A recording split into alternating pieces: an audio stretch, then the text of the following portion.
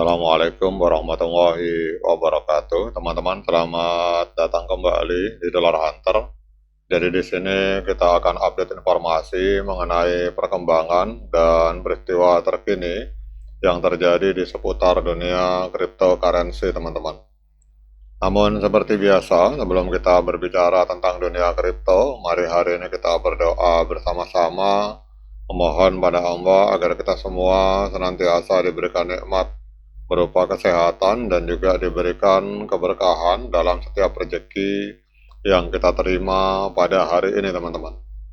Oke teman-teman, hari ini kita akan melihat untuk kondisi Bitcoin. Jadi hari ini kita lihat Bitcoin diperdagangkan di angka 90.444 US dollar, jadi di kisaran 90 ribuan. Dan kita lihat di sini 90.446 ini mengalami penurunan sebesar 0,81% dalam 24 jam terakhir, teman-teman. Sementara untuk kapitalisasi pasar dari Bitcoin ini ada di angka 1,8 triliun US dollar, dan untuk volume 24 jamnya mengalami penurunan 11%, ada di angka 38,07 miliar US dollar, teman-teman. Kemudian untuk supply yang beredar di angka 19,97 juta Bitcoin, dan kita akan lihat untuk harga tertinggi sepanjang masa. Jadi 3 bulan yang lalu, tepatnya tanggal 7 Oktober 2025, ini Bitcoin sempat menembus harga 126.198 US dollar, teman-teman. Jadi kalau kita melihat di sini, harga hari ini di angka 90.400-an. Ini berarti sedang diskon 28% kalau kita mengacu dari harga tertinggi sepanjang masa. Nah, sekarang kita akan lihat beberapa perkembangan terbaru dari Bitcoin. Teman-teman perhatikan di sebelah kanan. Ini di sebelah kanan, jadi Korea Selatan ini menargetkan peluncuran Bitcoin ETF pada tahun 2026, teman-teman. Jadi Komisi Jasa Keuangan Korea Selatan (FSC) mengumumkan rencana peluncuran Bitcoin Spot ETF pada tahun 2026. Ini mengikuti kerangka kerja dari Amerika Serikat dan Hong Kong. Jadi langkah ini sejalan dengan reformasi aset digital yang lebih luas, termasuk regulasi stablecoin dan standar kustodi, teman-teman. Kemudian apa artinya ini? Ini artinya bahwa ini merupakan sebuah kabar positif untuk adopsi institusional Bitcoin, karena akses ETF ini akan dapat membuka modal baru dari pasar pensiun Korea yang bernilai sekitar 1,7 triliun US dollar, teman-teman. Namun penundaan atau pembatasan aset yang dimasukkan, misalnya mengecualikan altcoin, itu juga bisa mengurangi antusiasme.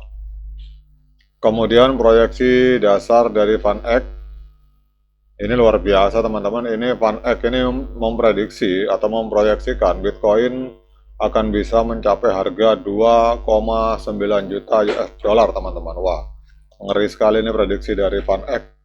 Jadi kalau kita lihat di sini, jadi pada saat Bitcoin harganya masih 90.400-an, di sini malah sebuah lembaga besar yang bernama VanEck memproyeksikan Bitcoin bisa mencapai harga 2,9 juta US dollar pada tahun 2050 jika berhasil menguasai 5 sampai dengan 10% dari penyelesaian perdagangan global dan 2,5% dari cadangan bank sentral. Jadi skenario bearish dan bullish berkisar di antara 130.000 hingga 53,4 juta US dollar, teman-teman.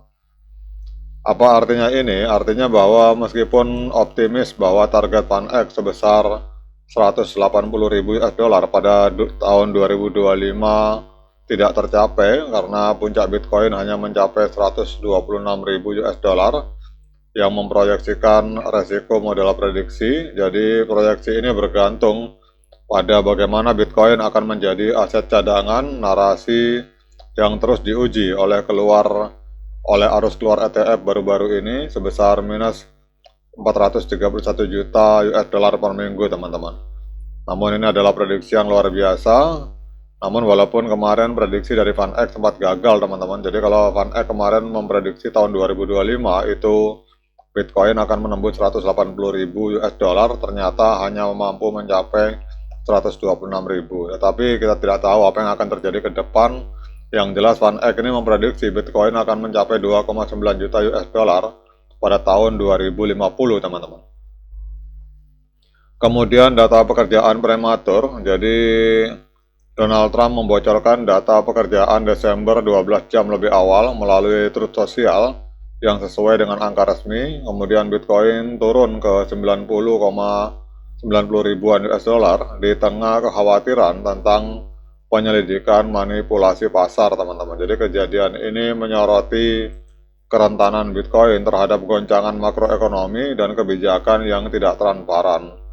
Meskipun Bitcoin cepat pulih, namun insiden ini dapat mempercepat tuntutan untuk protokol data pasar kripto yang lebih jelas, teman-teman. Jadi inilah beberapa informasi tentang perkembangan dari Bitcoin. Nah, sekarang kita akan langsung lihat tren, teman-teman.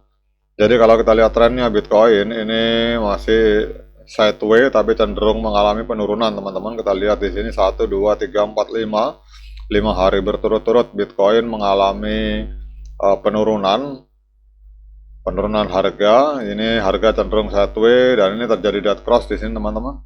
Di indikator stokastik terjadi dead cross di mana EMA di sini kita lihat stokastik garis biru memotong garis kuning ke bawah. Kemudian harga kalau secara tren besar ini trennya masih tren penurunan, teman-teman. Karena kenapa saya katakan demikian?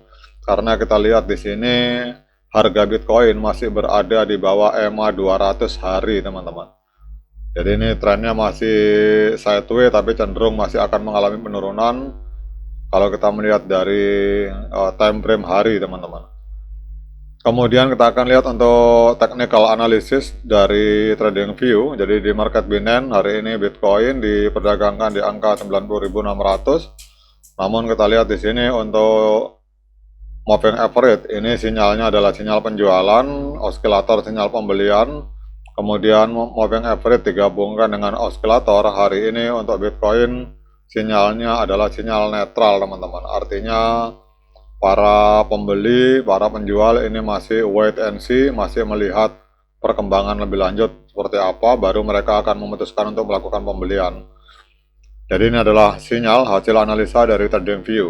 Nah, kemudian pertanyaan berikutnya, dari berbagai informasi yang sudah saya sampaikan ini, apakah layak bagi kita untuk melakukan pembelian Bitcoin? Nah, untuk menjawab pertanyaan tersebut, saya persilahkan teman-teman untuk melakukan dior dan investigasi secara mandiri.